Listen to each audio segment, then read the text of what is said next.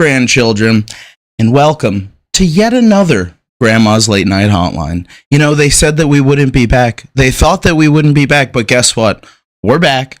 I am your host, not only the real grandma, but the only grandma that you need to know. So tonight, we're going to be doing nothing but laughing, loving, and just carrying on long into the night. Some might even call it a barrel of laughs. It's going to be a barrel of laughs. So, if you don't know what this show is about, and you're wondering why there's a man in a dress, dressed like a grandma, well, allow me to explain, okay? It's relatively simple. This is a call-in show, and we have callers here that are going to share their wildest stories and juiciest confessions. We're here to spill the tea with grandma, okay? Now, not only do we do that, but we also take all calls. If you want to call in just to chat, or if you have a story, or if you need advice, or you know what, if you just need a friend, I'm here. Call live at any time on the phone number listed right there, okay? That is 813-330-0404. We take calls through the entire episode at any point in time. Feel free to call in and leave a voicemail, okay? And if you leave a voicemail, I get an idea of what your story is, why you're calling, and then we can kind of go from there. So tonight, I'm feeling pretty juiced up. I just had a Nickelback pre-party. I've just been jamming the Nickelback out pretty hard, and I'm feeling it. I'm feeling live. I'm feeling excited. I got a little bit of Grandma's Magic Elixir here in my pink cup. So without further ado, I mean, we might as well just get right into it, right? Let's get our first caller on the line here. Now, our first caller here has been banned from China. And let's see why. Nothing gets me going like a little Nickelback. I fucking love Nickelback. Well, hello. Hello. This is Grandma's Late Night Hotline. I'm Grandma calling. How you doing tonight? I'm good. Good, man. My understanding is that you have a little bit of an interesting situation with China. Yeah, never allowed to visit Hong Kong ever again. Okay, all right, interesting. So, what happened? You know, backstory, right? Was in the Navy. Aboard an aircraft carrier, but I was aircrew, and we pull into Hong Kong, and I had already been in trouble. Getting into trouble. So I wasn't allowed to leave the boat. Wait, hold on. You can't just breeze past that. What were you in trouble for already? You got to give me the full backstory here. Oh, so previous port in Australia, I got into a fight, and so I wasn't allowed to get off the boat when I was in Hong Kong. We don't. The Navy doesn't park dockside in Hong Kong. They park out in the water, and we have to take ferry boats back and forth.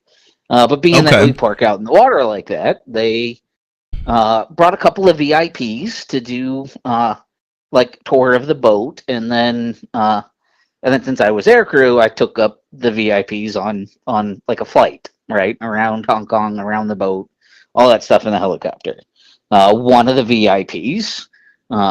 Well, actually, both of them, because it was while they were filming, I think it was Rush Hour 2. It was Jackie Chan and Chris Rock. Oh, okay. So we went up. That's exciting. I gave them, it was a fun trip, right? I gave them a tour of the boat, gave them, we went up in the helicopter, flew around for 20 minutes, came back down. The whole time, I like to joke around. I like to play around. I like to have fun, right? So I'm joking and laughing with Jackie Chan. We hit it off. And so is Jackie Chan a cool guy? Sorry, I don't mean to interrupt you, but I've always wondered this. Is phenomenal. Yeah, I knew it, dude. I knew it. I knew he was awesome. You could just tell in his eyes. Super nice. Oh yeah. No. He absolutely amazing experience hanging out with him, and then. So when we were done, he's like, "Hey, let me buy you a drink tonight." I'm like, "Oh, I can't. I'm in trouble," and I explained the story and I'm not allowed to leave the boat. And he's just like, "Yeah, but I'm Jackie Chan. And I'm like, all right, cool. So, being VIP, the captain of the boat, they had dinner together, and so when we were done, like, over the speaker system, I get, hey, get to the captain's quarters, and I'm like, crap. All right, so I get there, I knock on the door, and I do all the, the pleasantries of, you know, hi, my name is, here reporting for duty. And he's like, so you made quite an impression on Jackie Chan. And I'm like, all right. He'd like to take you out for dinner and a drink. And I'm like, yes, sir. And he's like, you got your leave pass for the night. He said, don't fuck up. I'm like, yes, sir. Who, me? No. Yeah, no. Right? So we go into Hong Kong. He takes me, we had a couple of drinks. We were walking around. He wound up going one way. I wound up going another way. Then we met up again at another bar, because I'm just bouncing from bar to bar. And I can't even begin to describe how many drinks I had that night. I was drinking a mix of Guinness, because I like a good stout, and Mai Tais, because that Jackie Chan said that, that's what I needed to drink. So Guinness and Mai Tais. I mean, look, if Jackie Chan says so, like, he's in charge, you know what I mean? Right? Yeah. You do what you gotta do. Yeah. So we're walking around this big, huge, beautiful park, and there's a national art exhibit going on, where there are these beautifully painted papier-mâché horses, life-size horses, all over, right? All over the park. I mean, it was phenomenal. It was beautiful. And as we're walking through, we see some guy in the Navy, a 10-cent cowboy, right? The big belt buckle, the clean white cowboy hat, shiny cowboy boots, was very gently climbing onto the back of one of the horses to take a picture, right? And I look at him like, that motherfucker doesn't know how to mount a horse. And I'm like, so I started going on a rant about 10-cent cowboys, about the bullshit and all that, and Jackie Chan's like, oh, you think you can do it better? And I said, watch. So I go over and I start making fun of the guy, right? Not realizing anything, right? Just start making fun of him, calling him all sorts of names, saying that's not how you get on a damn horse. So I'm like, let me show you how you do it. And he climbs down. I grab the reins in one hand. I put my foot in the stirrup, and I yank myself up on it. Well, it's paper mache, right? So as I'm coming up, the head rips off. I fall off, break the legs out from underneath this horse. And now I'm hurt, and I'm drunk. So I pick up a piece of, like, the leg of the horse, and I probably trash about 15 of these horses, just in sheer drunken anger. It was. What's Jackie doing right now? Like, while you're just on a tear, showing. That makes sense. So you're trying to impress Jackie Chan, and he's out. Yep, he's gone. Well, no, I mean, he stuck around long enough to, like, I don't know what's going on, officer. He's really drunk, right? But the Chinese police, the military police, me handcuffed and shackled, like, hogtied, because I was crazy. So, and they threw me onto the boat, and yeah.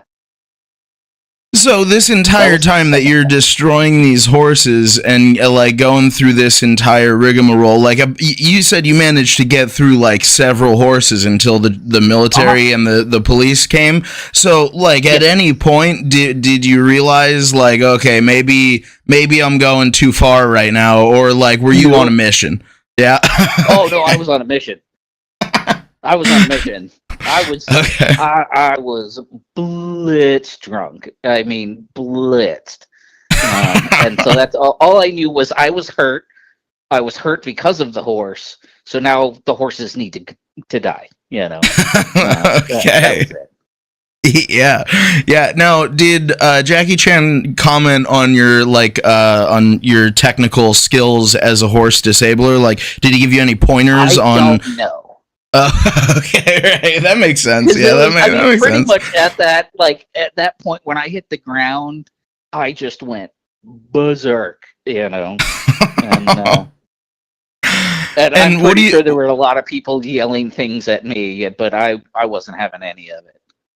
Well, no, of course not. I mean, at this point, if you're already that far, you might as well, right? So, what did the 10-cent cowboy think of this, or do you even remember the 10-cent cowboy? So he came to visit me in the brig, really, and make fun of me. Oh God, yeah. So he was on the same boat. Yeah, and he was just like, "What the hell was wrong with you?" I have no idea what his name was, but I do remember, 3 days later in the cell, him coming in and going, "What the hell is wrong with you, man?" I'm like, "Oh, seemed like a good idea at the time. I don't know."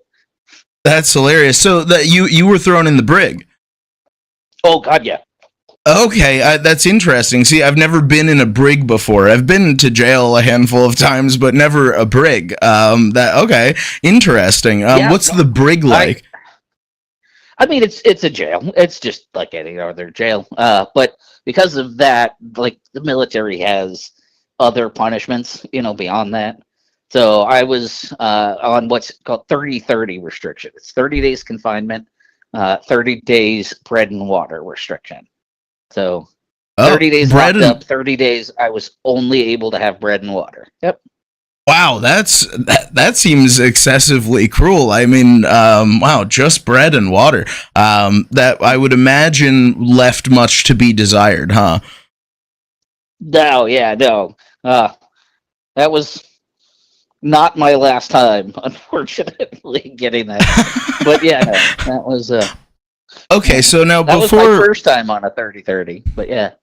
Now, before we get into your other times on a 30-30, I have to ask, the efficient part of my brain wants to know, can you do the 30-30 while you're in lockup, or do you do the lockup and then you have to do the 30-30? It's all the same time. Nope, it's all at the same time. I'm not sure if that's better or worse. You know what I mean? So you can have all of them. There is no limit on the amount of bread you can have, or the amount of water you can have. But I mean, it's your only option is bread and water. And then they do, like, after like 3-4 days, like the mess crew is usually like, "Hey man, here's some butter. Hey man, here's some jelly. Like, here's a piece of cheese." Oh my God, to break it up. But I didn't even think about the fact. So you mean literally bread, and like you don't even get butter on your bread? No, it's just white bread. Oh, what type of white bread? Is it at least like a baguette, like a brioche, or is it government sandwich bread, man? Oh, dude, you don't even get no brioche, man. That's brutal. That's brutal. Fucking 30 days of Wonder Bread with no butter or jelly. That's horrible, man. So wait, okay, all right. So that was just the first time that you found yourself in this situation. Now, you didn't learn. For me, I'm a big boy. I eat white bread, honestly, one time, and I'm not going to do whatever led me to getting white bread ever again. How on earth did you find yourself in this situation again? So I joined the Navy to get away from him. I long backstory. When I was 13, I started a record label. Did a whole lot of touring. Met a lot of really cool bands. At 18, I sold my label to Fat Cat Records. Made a couple of million. What does an 18-year-old do with a couple $1 million? Me and a bunch of my friends went on a booze and cocaine bender around the world, and I wound up knocking this girl up, getting her. We decided to get married because she was pregnant. Then we decided to sober up. Realized real quick we don't like each other sober, so I said fuck it. Jumped on a plane, went to Thailand. Was in Thailand for 6 months, and I I burned through every penny I had in 6 months, and wow. and then That must have been a my hell of a uncle. 6 months, though, right? Like, it was Oh, it was probably a good great. time. Yeah.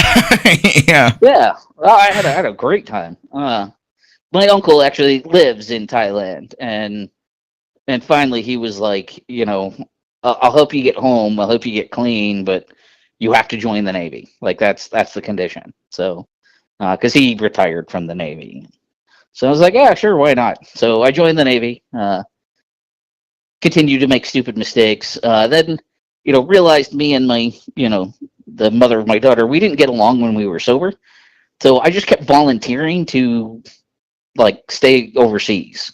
So I wound up doing 7 back-to-back tours in Iraq and Afghanistan. Wow. And so whenever I got to break free, I usually go to Germany or Italy or something like that for leave. I drank a lot and did stupid things. But no, the second time we're on our way back from Germany, I hollowed out a fuel tank, like a side carrier, an extra fuel, a drop tank for the helicopter, and stuffed it full of booze because Afghanistan's a dry country, can't get booze. So I Okay, spent a very lot of money. ingenuitive. Yep. Filled the entire thing with bottles of Jack and bottles of vodka, and then got back in, and I was, selling booze on base, and I got arrested for selling booze on base. Oh, you were so you not only were bringing it for personal, but you brought it to start your own business venture. Wow. Yeah. How much booze did you bring in? So I did it. I made 6 trips between Germany and Afghanistan, and that was, each time I could fit probably about 100 bottles in the tank. Like 100 handles. Yeah. Not handles. I'd say liters. Okay, so like 100 liters. Now, I'm just trying to get an idea of like what the profit margins here might be, right? So what is in a dry country on base? What does a liter of alcohol go for? $100. $100 for a liter, and it doesn't matter. Like, were you getting bottom shelf, or was it at least like decent booze? I was buying. Yeah, no. It was. I bought cheap. Wow.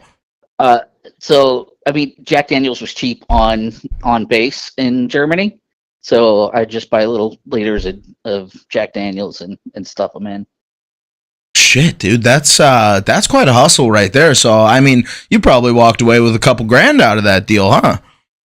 Oh yeah, between that and selling cigarettes, because the on base you could only buy Marlboros, Newports, or GPCs, and I smoked Camels, and that's what I wanted. So I had a thing worked out with a friend back here in the States who would just send me cartons and cartons and cartons of Camels, and I'd sell $10 a pack because it was the cigarette nobody else had.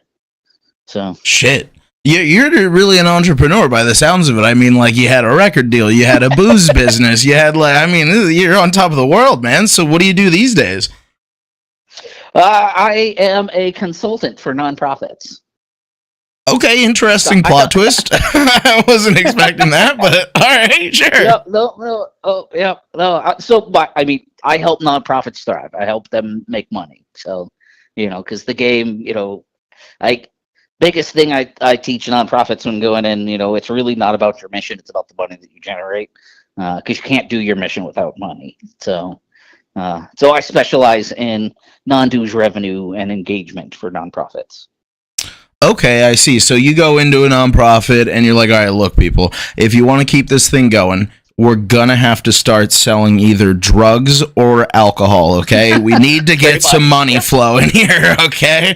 I like that. I like that. That's good. That's good stuff. All right, dude. Hell yeah. Well, do you have Jackie Chan's number?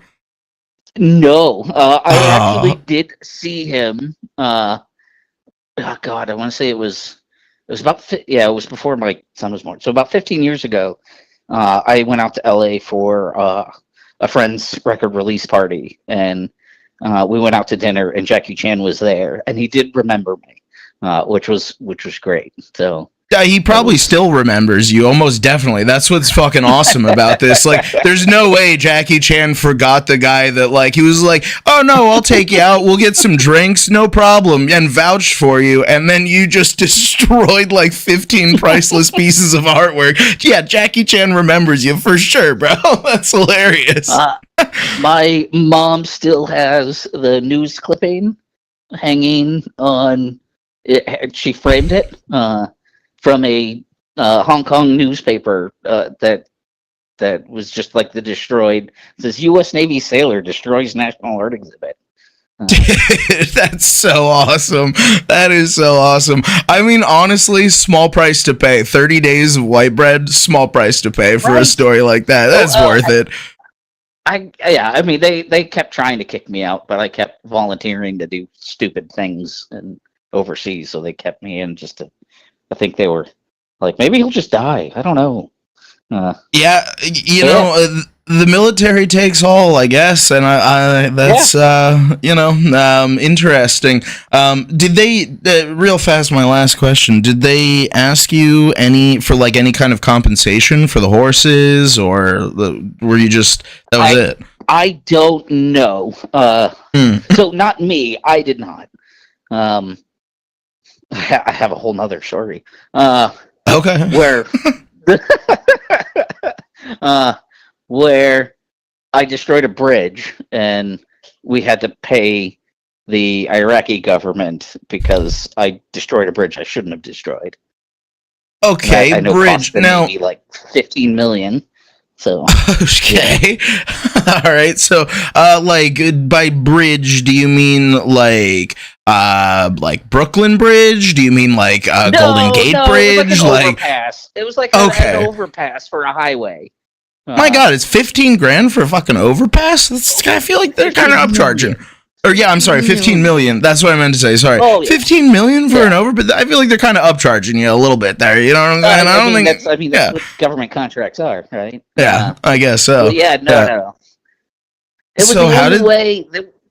So we were flying Overwatch for convoys, and so we're usually about a mile ahead, like scanning the terrain for IEDs, tanks, anything like that. And we saw a tank hiding under the bridge. And there was no clean line for the helicopter to not be in risk of, so we kind of crept around the back, and then I just unloaded on the bridge boards until the bridge came down.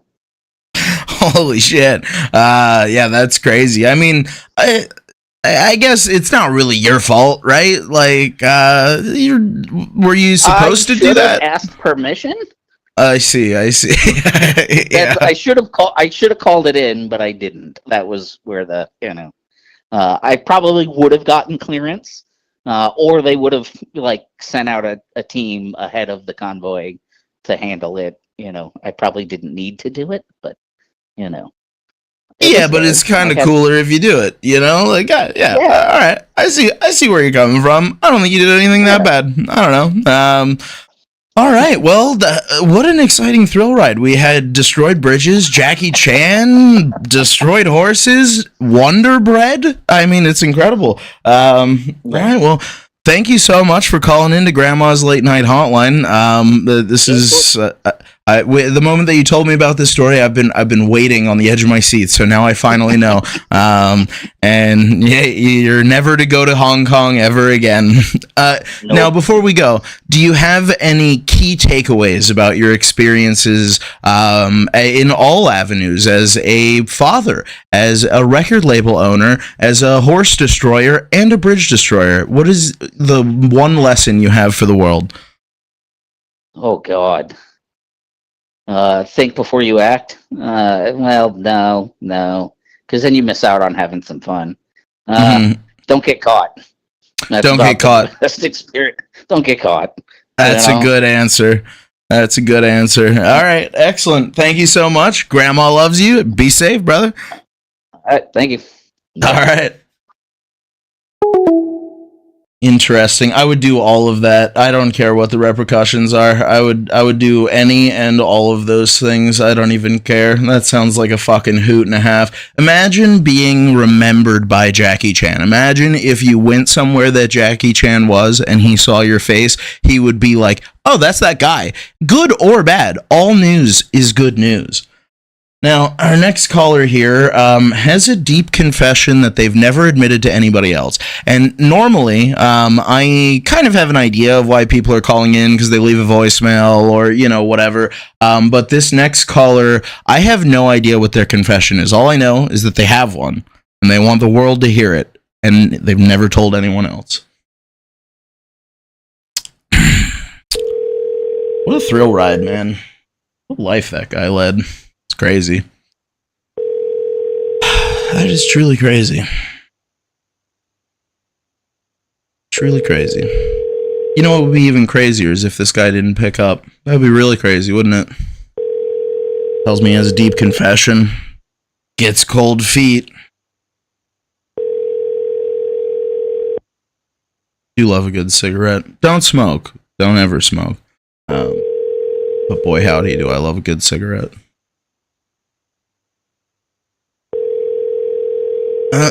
We might not get an answer on this one.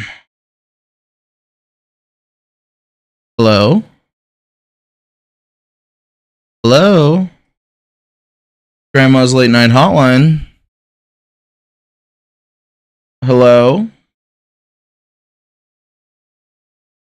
Grandma's Late Night Hotline? Nothing, huh? Alright. Well, say lovey. Alright, now our next caller here makes money in an unconventional way that I'm a little bit curious about this. Let's see. I'm still reeling about the Jackie Chan thing. Yeah, but a whole bridge. $15 million for a bridge. That's crazy. Crazy. You know $15 million gets you in Afghanistan? More than a bridge. I'll tell you that much. More than a bridge. There's some profit involved there.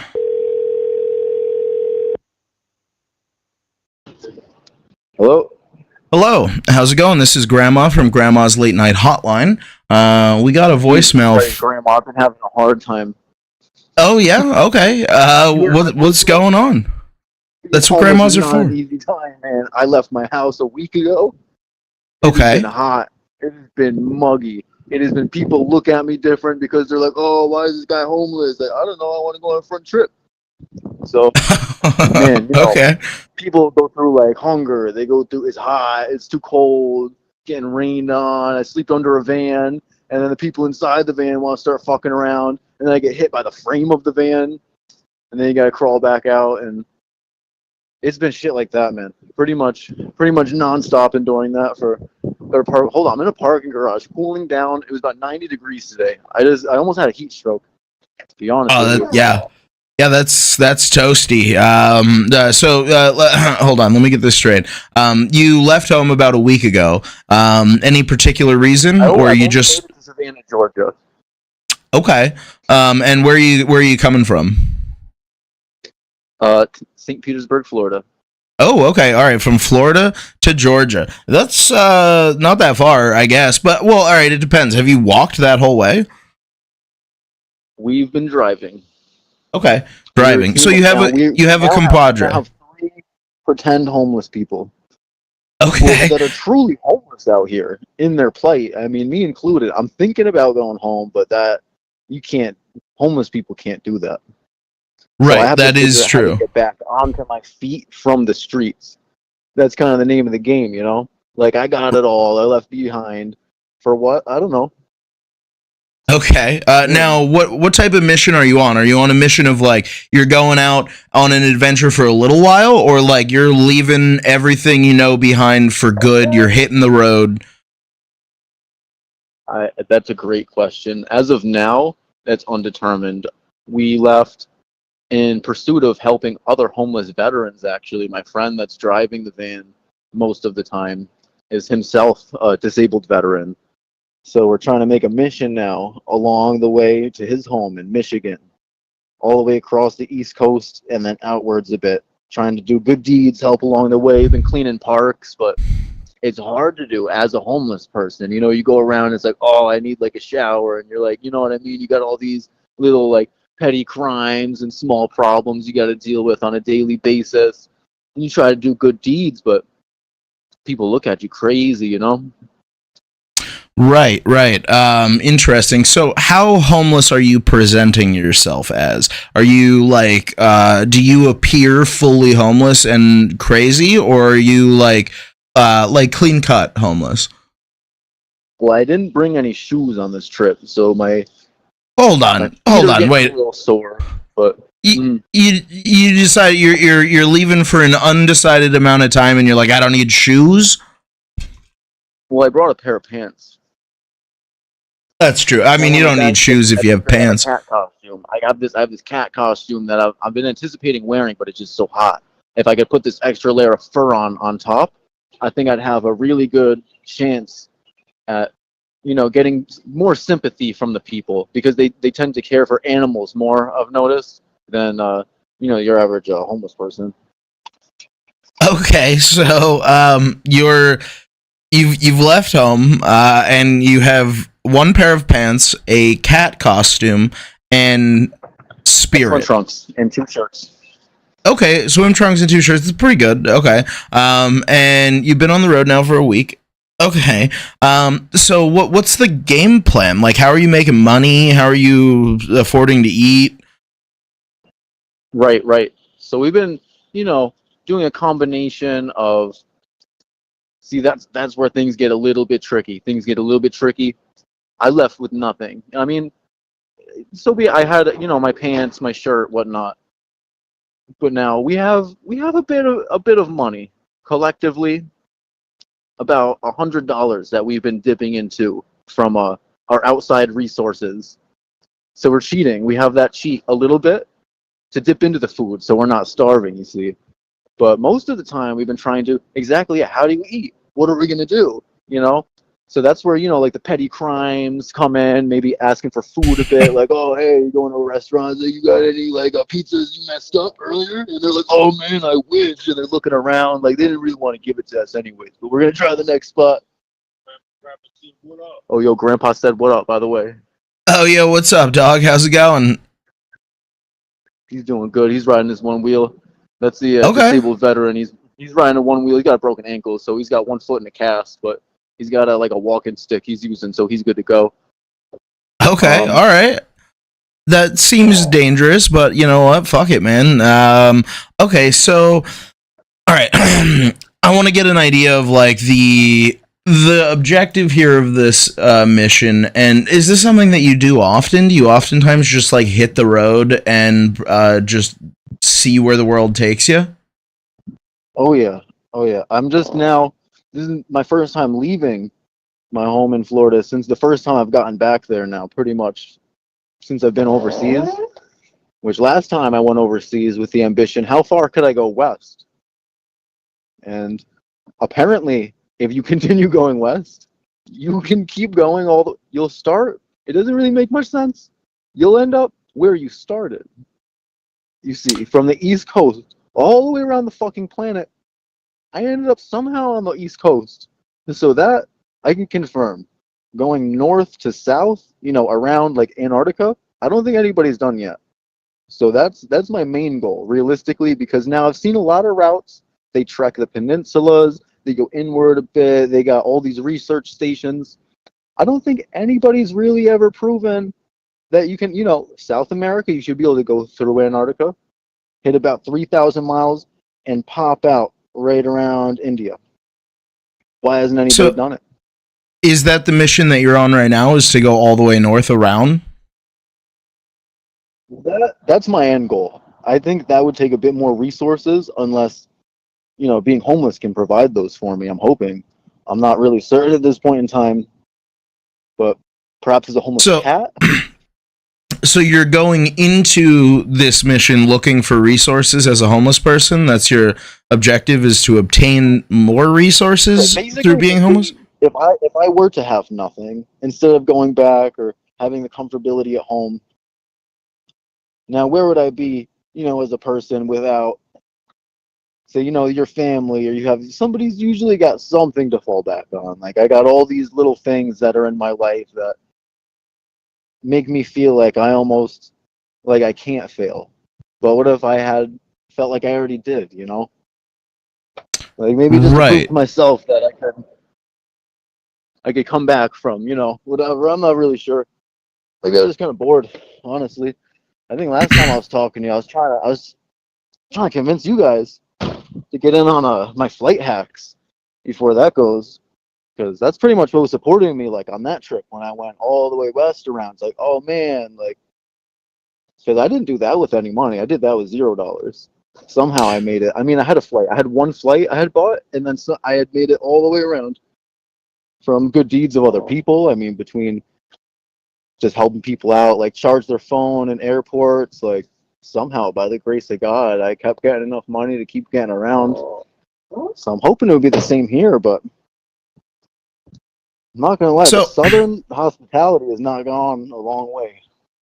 no, the Southern hospitality isn't what you thought it would be, huh? So now, yeah, my document here says that you even when you're not out on the road, you have some odd ways of making money, some like what you would consider life hacks for getting by in the world. Would you care to share some of those? Oh yeah.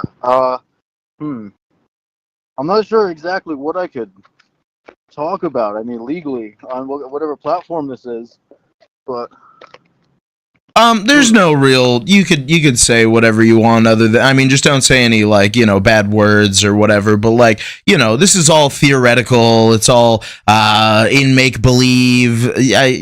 Go crazy. well, theoretically, there's lots of options. I mean, I try to keep it to corporations because I believe I'm somebody with a good moral compass. But considering those things, there's a lot of companies that make enough money where for the average person to benefit from it is something that they wouldn't notice the discrepancy in. At this point, I've determined that anything that you buy from Amazon, go ahead and keep it and send them back their garbage. Send them back anything. Hand them anything. I don't think that they check it. You'll get the money back, and then you have the thing. Go ahead and sell it. Double your money. You don't think that they check it, or you don't, or that they don't check it? Because there's a difference. Well, I've talked to multiple of the employees at the Whole Foods, mostly that I like to go and distribute my garbage that Jeff Bezos sends me. I send it back to him at whatever rate he sent me the product for, and it's been going quite successfully lately. I will let that one leak to the public because I'm sure some people already aware. But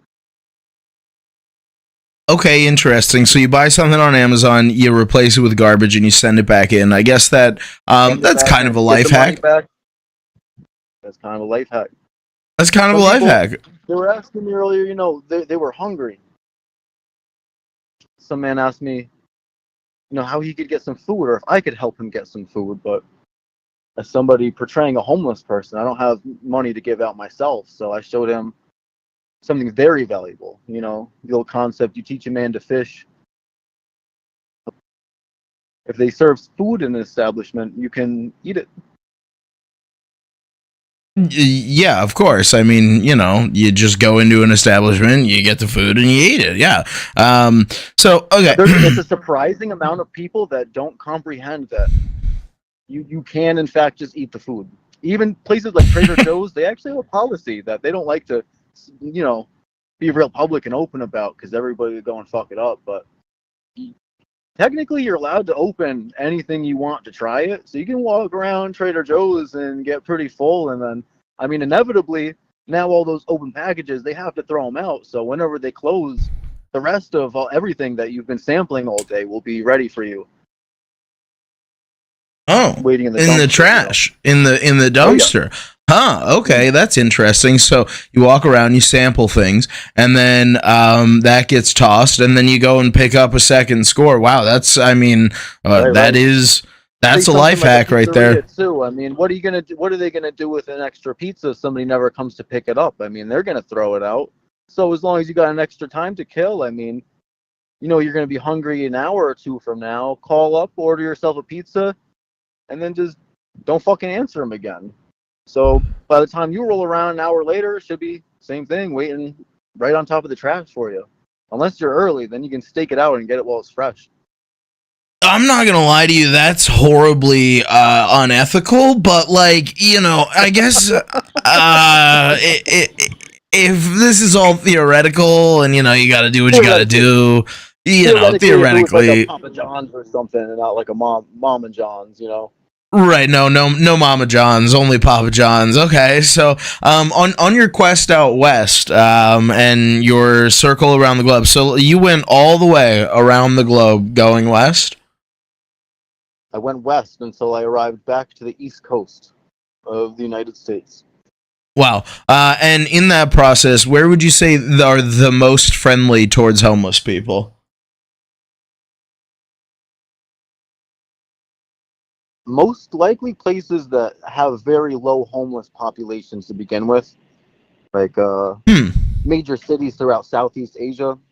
Even if you were to be homeless, say in a city like Tokyo, it's very easy to blend in and use all of the infrastructure they have in place to keep your appearance as a regular citizen or a member of society, you know.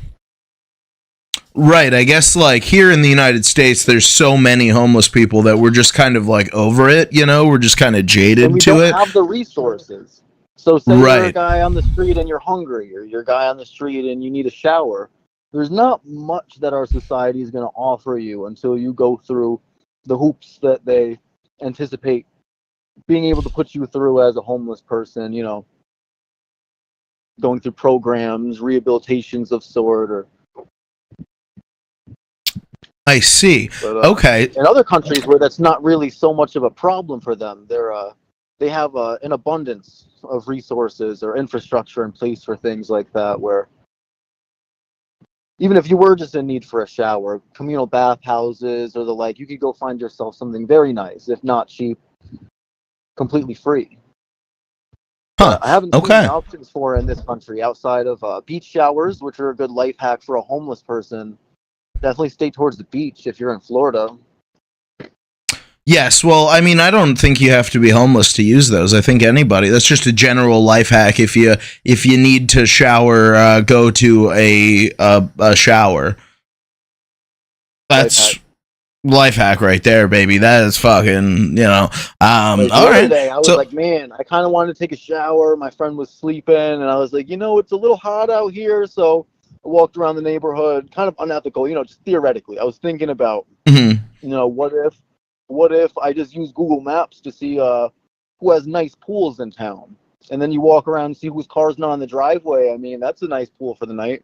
You do whatever you want with it. That's definitely horribly unethical, and I do not condone that kind of behavior. But I mean, I would never condone something like that. You're not stealing anything. Well, you are walking away with a couple drops of water on your body, but like they'll get more, right? Water off the duck's back, or whatever they call it. Yeah, water off the duck's back. No harm, no foul, right? Which ducks are foul. They're birds. So you know, foul creatures. I would advise not to swim in water where you see lots of ducks. I've made that mistake before. And what's the result? What happens? At best case, you'll be very itchy. Ooh, you get itchy, huh? If you're lucky. If you're lucky, what's the worst case scenario?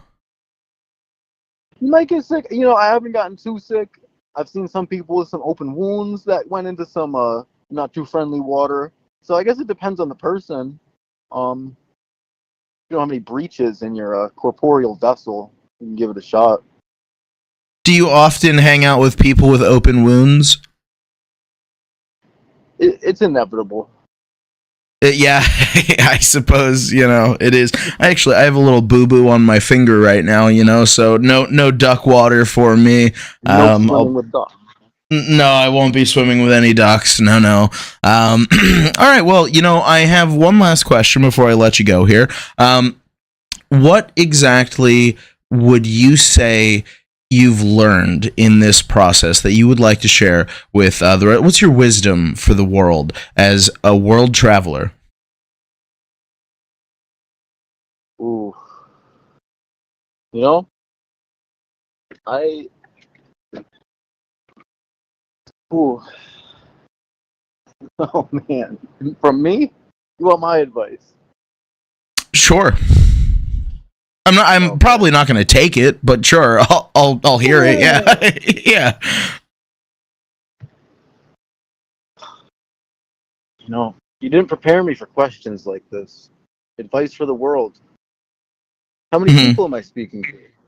Let's say that it's to all 8 billion of us. What's your key takeaway? Be careful. Be careful in what sense? In the ways you would always least expect. I mean, in the safest city on the planet, somewhere like Tokyo, I've never felt safer, is a place you will find yourself in immediate danger around any Nigerian that you'll find. Interesting. All right. Well, hey, thank you so much for calling into Grandma's Late Night Hotline. Before we get too crazy into that topic, I'm going to let you go here. It has been a hoot. Grandma loves you. And thank you so much for all of your unethical tips. If you're going to go travel the world, do it unethically. Be safe. Give have me fun. A little advance before you give me a call back because the mushrooms are starting to kick in. Okay, I will. I'll let you know. Enjoy your trip. Enjoy your ride. Live dangerously and have fun. Hey, have a good night, Grandma. Get some sleep. You're up later than usual. I know. It's a doozy for me, but I got to do what I got to do. Grandma loves you. Bye. Interesting. We didn't even get to the actual reason why he called in originally.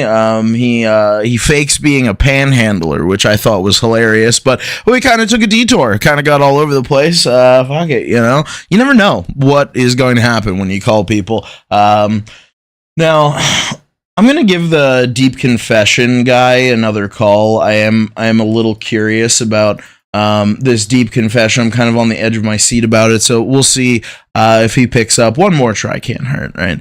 It kind of makes me want to go for a tour around the world. It sounds like fun, just going as far west as you can go. Maybe I'll do it in a dress, see if the people respond to that. It's too hot to be wearing a cat costume, though. He's right, it is very hot. Summertime is not the time to be a cat. Can you imagine all the cats that are just stuck in summer and they don't even, it's not even a costume? They're just cats. Nightmare. How do they do it? All right, I'm going to give it one more ring. We'll see.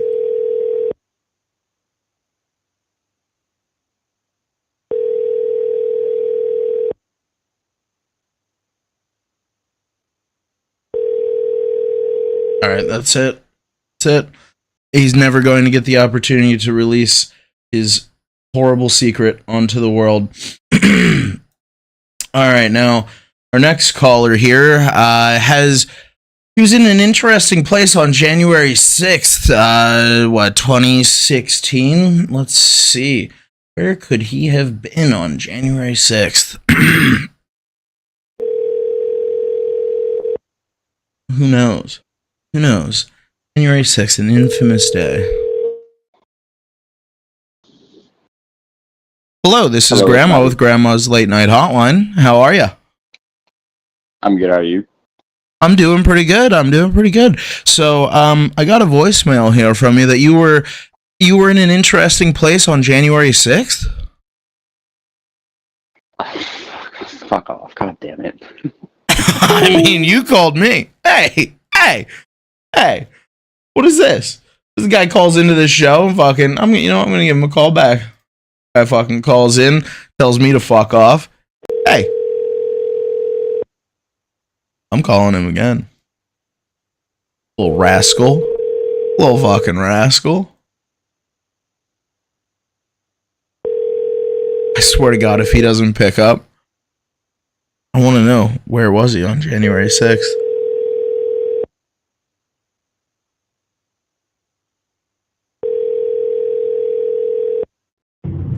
Hello, you have reached Matthew Harity. Please leave a... Didn't mean to put his name out there. Well, you know, who knows? Who knows where he could have been on January 6th? Yeah, that's why we do it live, baby. All right. Now, our next caller is a friend of the show, someone who's near and dear to my heart. Let's give him a call. I don't even know what we're going to talk about. Let's see.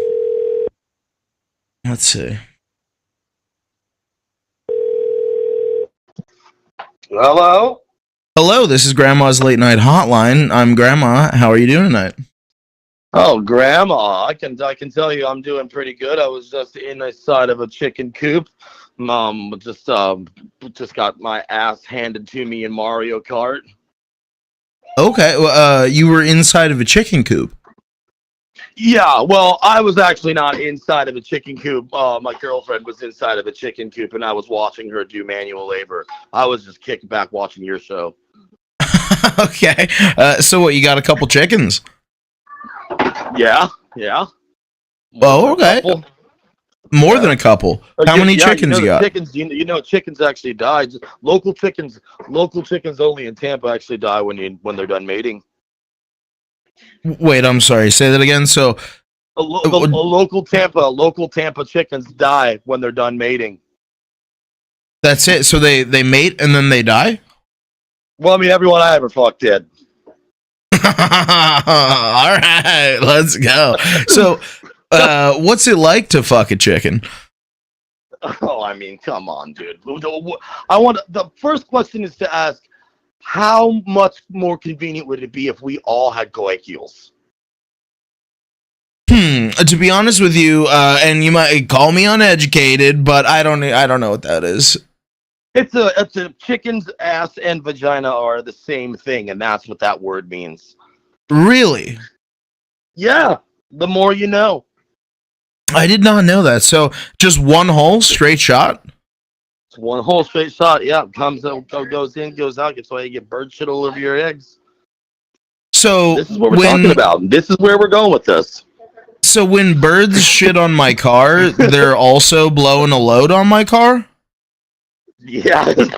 Yeah. Oh man, dude, yeah, that's brutal. Which now you're getting why I think it's more convenient and why to have one. Now we're getting somewhere here.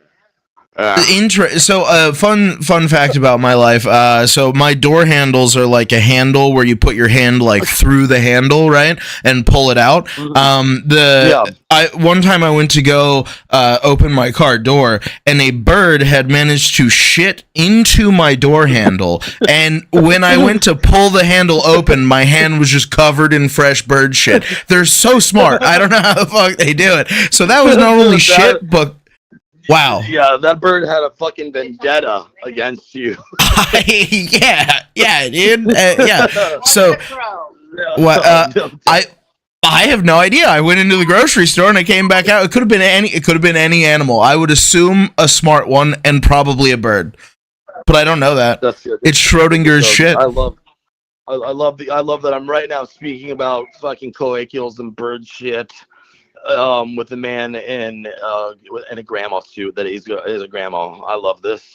That's why we do it, man. Welcome to the show. That's why we do it. Yeah. Interesting. Okay. Also, fun fact. I like the dumpster diver guy. That guy's fun. I actually did a lot of dumpster diving in my life. It's pretty hilarious. I did a lot of that kind of traveling with freight trains and rubber tramps and all that stuff. But a road warrior for most of my life. Really? Okay, interesting. Do you have any wait, actually, hold on, I'm sorry. Just real fast, I did want to share one more bird fact before we carry on. Great. Yes. I'm huge on bird facts. So we'll table your That's fuck. Yes. So birds, most of them, like over 95% of species of birds, do not have penises. They also have a cum hole. So they just mash their cum holes together, and then How much more convenient? It's about as convenient as it gets. I always say, but have you ever seen a duck's penis? A duck's penis is fucking horrific. I've heard they're like corkscrews, right? Yeah, and they're longer than the damn duck itself. It's fucking terrifying. Yes. So that's the one, or the exception of birds that have, penises are typically because they don't mate necessarily consensually, which ducks don't necessarily mate consensually. That's what I'm saying. That's what I've also noticed as I'm trying to mate with these birds. They are not really about it. Yeah. But again, you probably, I would assume, have a penis and not a cum hole, and that that allows you. Sir. Really? You have? Well, actually, I guess I do too, huh? Yeah.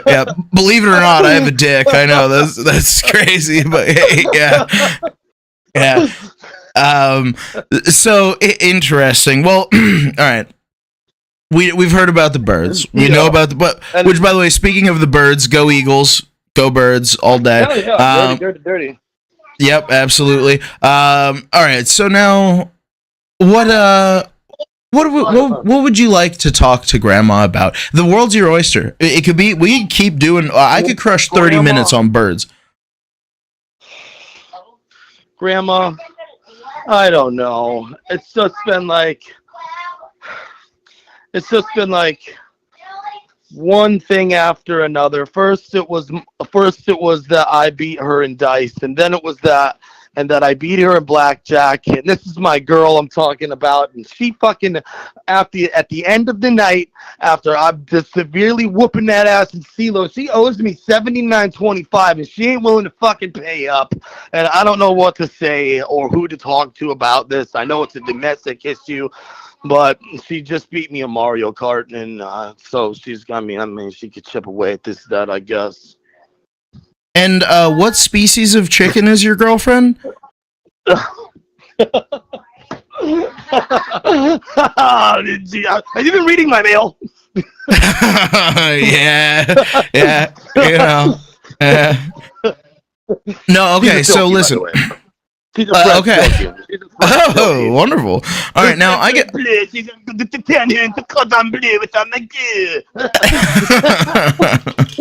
Now, I can actually weigh in on this situation. I do handle domestic situations pretty often. Now, okay, so you beat her in CeeLo. 79.25. That's pretty good. 79.25. Yeah. That's a pretty substantial. Was this $1 at a time, $1 per game?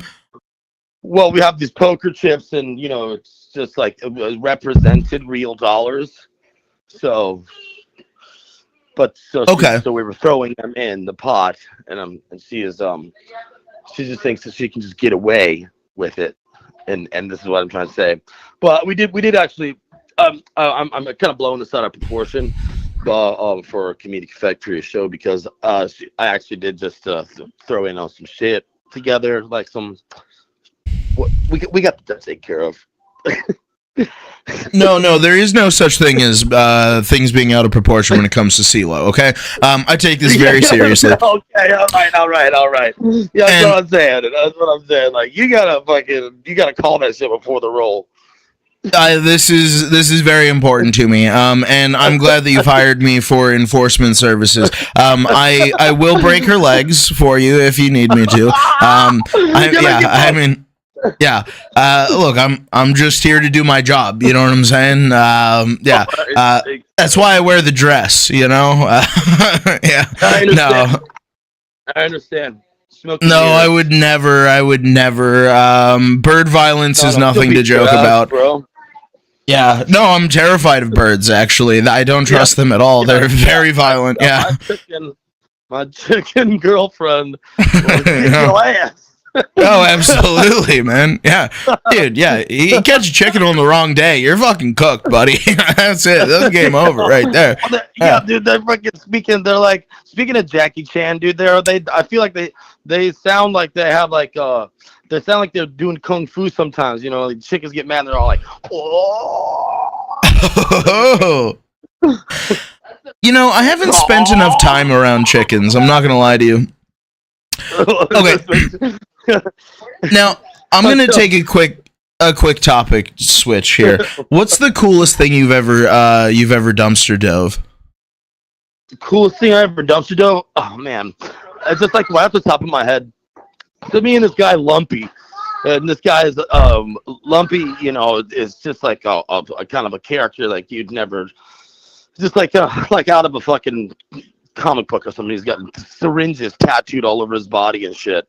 And we're under this bridge in Ukiah, California, and it's like where all of the traveling kids hang out or whatever. And we're sitting there and we're drinking this fucking whiskey. It's called Rich and Rare, and it is the worst whiskey. And he's like, man, I really like some ice cream right now. It's hot as fuck. I'm like, hell yeah, dude, some chocolate ice cream. That would be so cool. And he's like, no, dude, I fucking hate chocolate. I want vanilla. I was like, well, whatever, man. We'll go walk our happy asses up over to this health co-op, this health food store that's right downtown Ukiah there. And look inside the dumpster, and there's 2 pints of ice cream that are still frozen. One of them is chocolate, and one of them is vanilla. And we praise the dumpster gods. What? And they were still cold? Yeah. What? Dude, that's crazy. How the fuck? What? How did you wind up in that? Yeah, all right. Look, I'm not one to consider myself a theistic man, right? Like, I don't really have a deity or anything.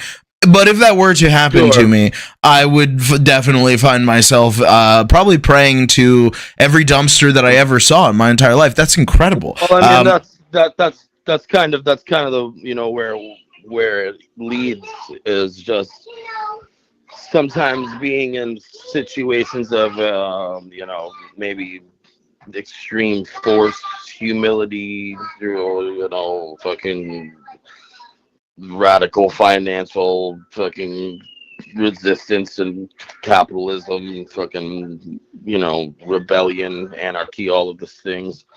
You know, you find yourself humbled and praying to all kinds of whatever the hell it is when you see. Right. Yeah, I mean, dude, I would too. That's fucking awesome. All right, so now monetarily, that's what, $6 in score, right? But like priceless. Priceless, right? Truly priceless. Yeah. Oh, dude, definitely. So, what's the most recent adventure you found yourself on? You know, just touring around or doing whatever. Well, I mean, I play a lot of music. I actually just went and played a music festival in Arkansas, and that was last weekend, and it was great success. I love that the people that throw that festival, and I got to meet one of my heroes, Charlie Parr. He's a great musician. Oh, okay. Are you a professional musician? Yeah. Like, that's your full-time gig? Yes. Yeah. Nice, dude. So you're just out here playing jams and banging chickens? That's a fucking sick life, bro. Yeah. Wow. Wow. Chickens, dude. Yeah, I know, man. You've told me. Yeah, and I love that for you, dude. I do. I love that for you. I thought I had a fun life, you know, but that's kind of sweet. I think you do. Bro, honestly, if you want to come over, I'll let you fuck one of these chickens. I would love to. Say when, all right? Probably gonna lose the Mario Kart. I have never played, so that's almost definite. However, actually, however, I'm taking my chicken fucking offer off the table. Actually, now that you told me that you've never played Mario Kart. Look, best 2 out of 3 in CeeLo. I guarantee I win. I have the best CeeLo luck out of anybody. Oh, dude, yeah, all right. You know what, dog? You know what? You think you got hot dice? I'm betting. I do. I'm betting you cloakial. I do. Not only that, but I have my own custom pink rhinestone dice. Say it again. I have my own pink rhinestone dice. That's one roll. How much? $79.25. That's right. $79.25. So how did the 25 get into the equation? Are you playing? Mind your business, Grandma. Huh? Mind your business, Grandma. That's not what I'm here to do. Grandma's nosy bitch. You already know that. Grandma's catty, nosy. Oh yeah.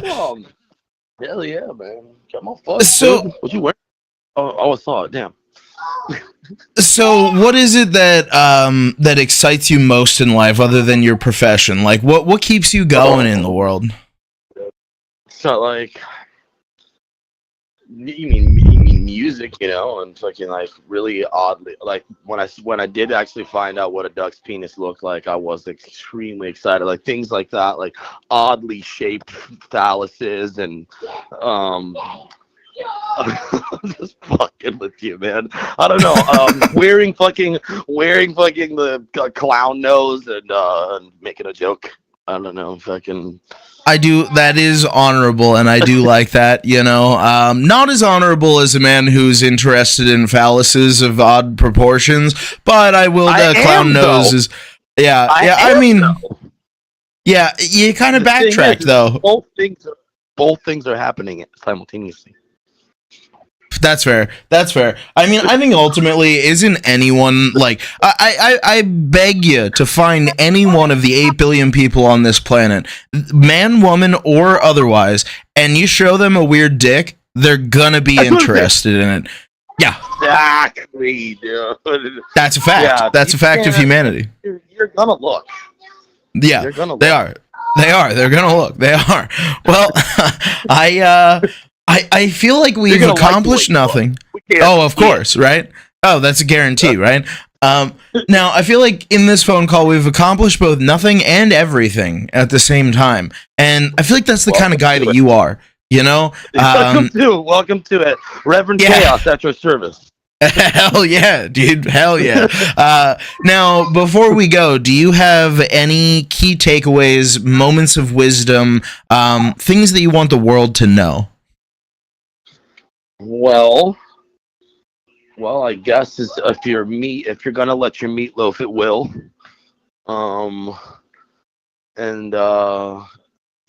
Maybe don't pet the sweaty stuff. Don't sweat the petty stuff. The golden rule. Fuck, you pay me. Is that it? Is that the one? There's a bunch of them. If we might not have it all together, but together we have it all. That kind of shit right there. Old head wisdom, I love it. Those are beautiful words. Thank you so much for calling into Grandma's Late Night Hotline. Grandma loves you. And love you, Grandma. We're gonna start that bridge club. You know it. Yes, and you gotta bring briskets. Oh, of course. You already know. Grandma rolls with the briskets, man. You already know. All right. Grandma loves you. Be safe. Bye. What a fun guy. I like him. I don't know if we really accomplished anything with that call, but it was a vibe. That's for sure. That was fun. I like him. He's good. He's He's definitely out there boning those chickens, though. That's for sure. He says it's a joke, but like he's boning those chickens. All right. Who hasn't boned a chicken before? Now, our next caller, they call themselves the Hurricane Barbie, and I don't know what that means. We'll see. Their message was just, hey, it's the Hurricane Barbie. Call me back. So let's see.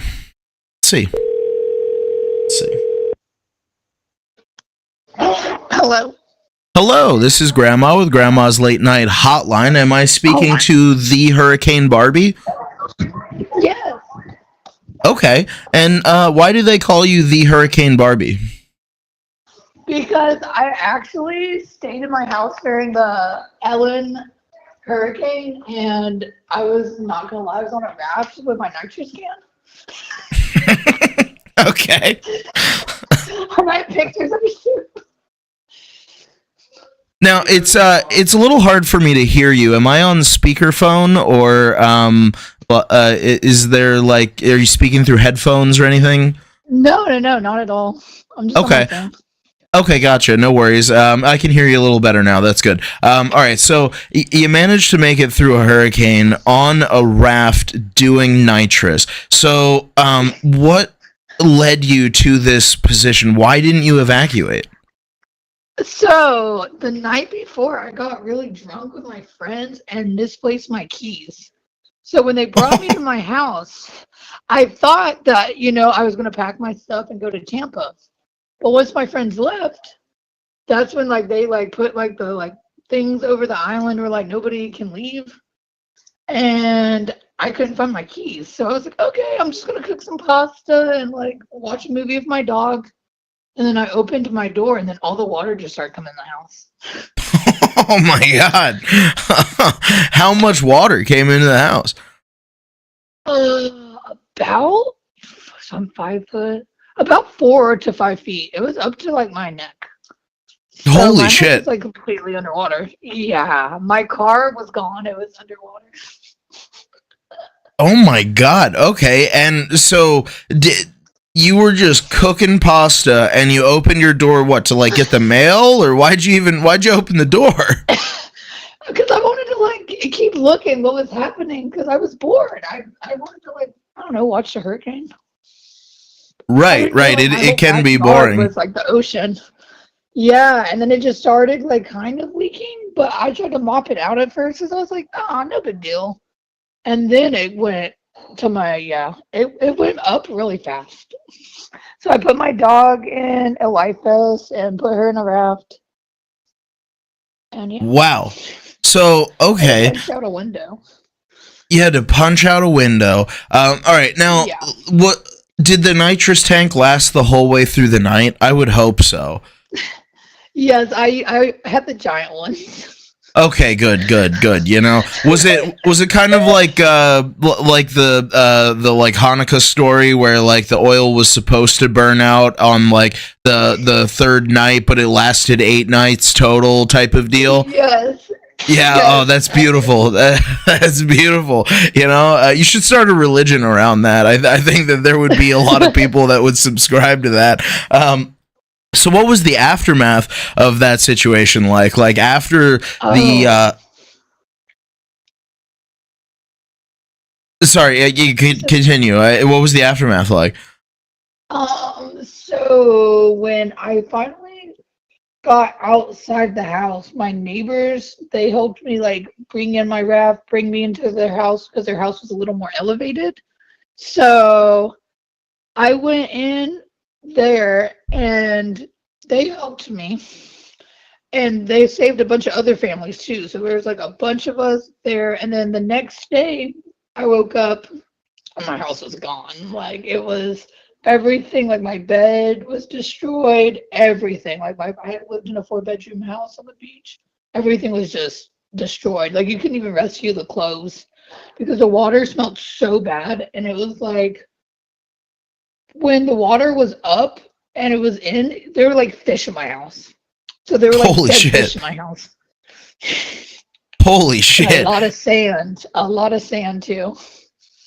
Wow. And did you own this house or were you renting? No, I was renting, but I was about to start renting to own. So the renters were like, yeah, you're homeless. We don't know what to tell you.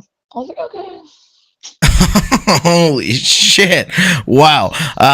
And so you made it out alive, I would assume, right? And then what was life like after the hurricane? I had PTSD very bad. I'm not gonna lie. So I didn't have renter's insurance. And I probably should have, but I didn't. So basically, they were like, "Oh, your stuff is kind of there's nothing we can do about it." But FEMA helped me, but it took them forever. So I was staying with my boyfriend, thank God. And then I had to give my dogs to a friend for a while I lived with my boyfriend because he was in an apartment complex. So I just waited for FEMA to give me money and then kind of bought stuff as I went, and some people donated stuff, and because I lost everything I owned. Everything.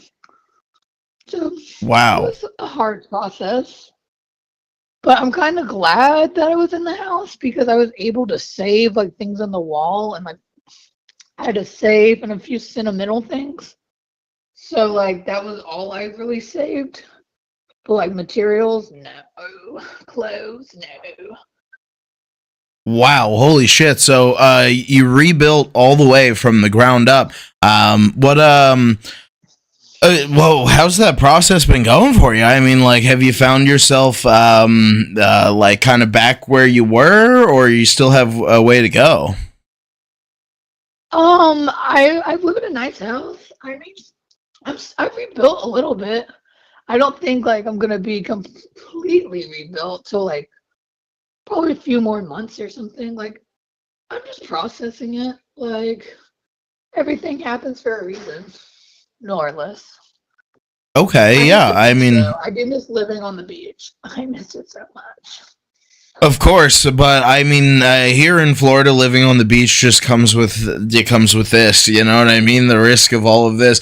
I'm new to Florida, and the hurricanes just terrify me completely. But we made it through this last one relatively okay. Thank God, but yeah, dude, that's crazy though. So how'd you get this raft? What did you do? What'd you build the raft out of? So, oh no, it was like a blow up raft. So I lived on the beach. So I had a bunch of blow up like floats. Like I've always had that raft. I've had that raft for like almost 5 years. Not even gonna lie. I've had it since I moved on Clearwater Beach. So I was really most floats like eventually pop, but that raft has not popped, and it honestly saved my life. Wow. All right. That's a hell of a good raft. What brand is that raft for anyone who's looking for a good raft? I'm not sure. I don't know. You know what? That's okay. We don't do any free promotion here at Grandma's Late Night Hotline. You know, if you want to know what the raft is, that raft company is gonna have to pay me. I'm sorry. You know, no free promo. Okay, so did you take the pasta with you after you got on the raft? I didn't actually.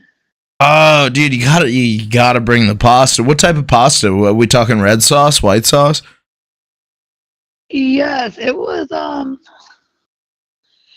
like I don't even remember. It had vegetables and everything. It was really good. That sounds good. Yeah.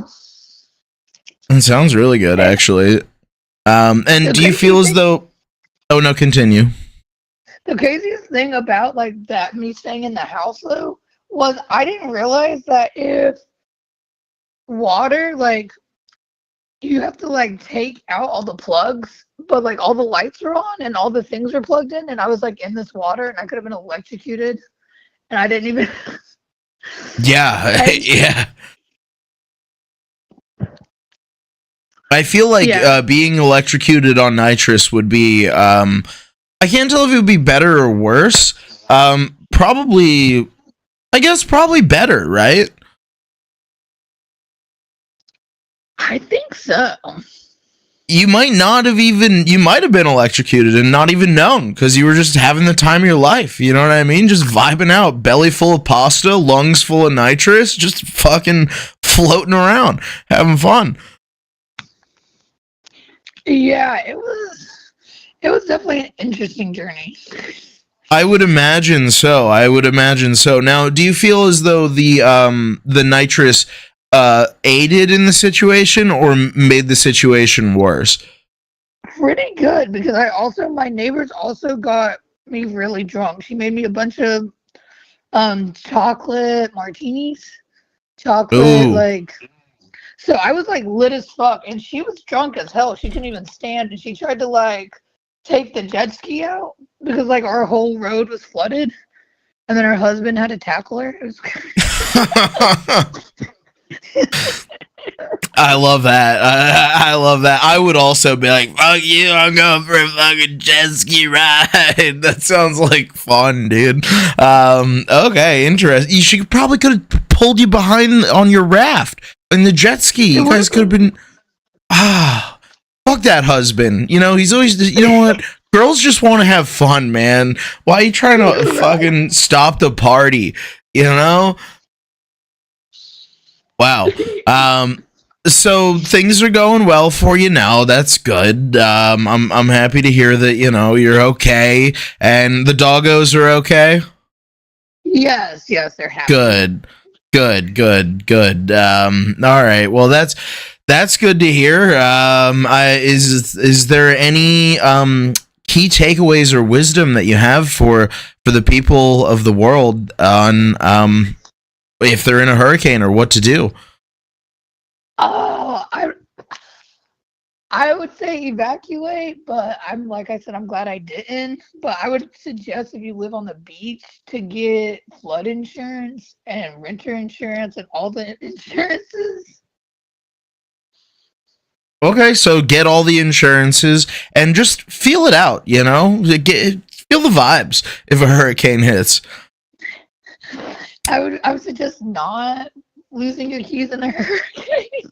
That I would also, yeah, that's true. Damn, what unfortunate timing. Nobody else was evacuating around you? Nobody could give you a ride? No, so nobody really was. I didn't really know all my neighbors like that. And honestly, we all thought that it was just going to be a regular, a regular hurricane. Like, I don't know, the last hurricane before that hurricane, me and my friend were riding our bicycles in the hurricane to go to the bar. Yeah, Helene kind of surprised everybody, didn't it? That was a hitter for sure. Well, I'm glad that you're safe. I'm glad that the doggos are safe, and I'm glad that raft was there. Whatever that company is that makes that raft, good on you. For real, and like I said, my neighbors use that raft to get everybody else out too. Oh shit, so that's like. Yeah, they used it to go across the street. Like, I have pictures and everything. It was, like, insane. Like, they literally rescued 2 other houses because Holy shit. We were the only house on that strip and in the area we were in that survived. And they literally had, like, 3-4 families. There were a bunch of dogs. There were kids crying. It was pretty crazy. Yeah, that sounds pretty fucking crazy. And without that raft, who knows what would have happened? So you're kind of a savior. You're not only the Hurricane Barbie. You are the Hurricane Barbie savior. I don't know. I don't have a good name for it, but you did a great job. That raft did a great job, and I also don't have a follow up on that either. Forgive me. Yeah, when I find it, I will message you guys and you can. Yeah, please do. I'm very curious to hear about this and see it. All right. Well, thank you so much for taking my call and calling into Grandma's Late Night Hotline. This has been a heroic tale of tragedy, of triumph, and nitrous oxide. Thank you for having me. I hope you guys have a good night. Absolutely. Grandma loves you. Be safe. Thank you. Wow. That's kind of interesting. See, my immediate response would have been to fill the raft with the nitrous, but then I wouldn't have any nitrous, and that's why I evacuated for the hurricane, because I'm not as brave as she is. That's incredible. What an incredible story. Now we're probably going to be ending the show somewhat soon. We've got a couple more calls here that I'm going to go through just for fun's sake. Why not? I'm having fun. I'm getting wild. You know what I mean? This next caller had an oopsie in the bathroom. We'll see what that's about. From hurricane survivors to someone who can barely make it out of the bathroom in one piece. Let's see. Getting a little late. Who knows if they'll pick up. Your call has been forwarded to voicemail. Classic. The person you're trying to reach is not available. Not available. I understand that. I do. Let's see. Next person called and left a pretty unintelligible voice message about a water bottle. I don't really understand what they're even talking about, but let's see. That's why we do it, right? That is why we do it.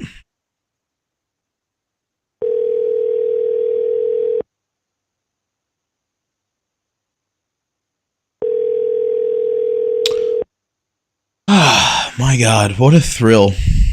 What a thrill of an evening. You never know what you're going to get with these calls. Sometimes what seems benign winds Your up call has been forwarded extraordinary. to voicemail. Another dud. I think we're probably calling too late at this point, but let's another one to try. Another unintelligible voicemail. That's another thing. I get an incredible amount of unintelligible voicemails that really don't even make any sense. So this one I couldn't even tell you. But let's see. No. All right. Got a ring.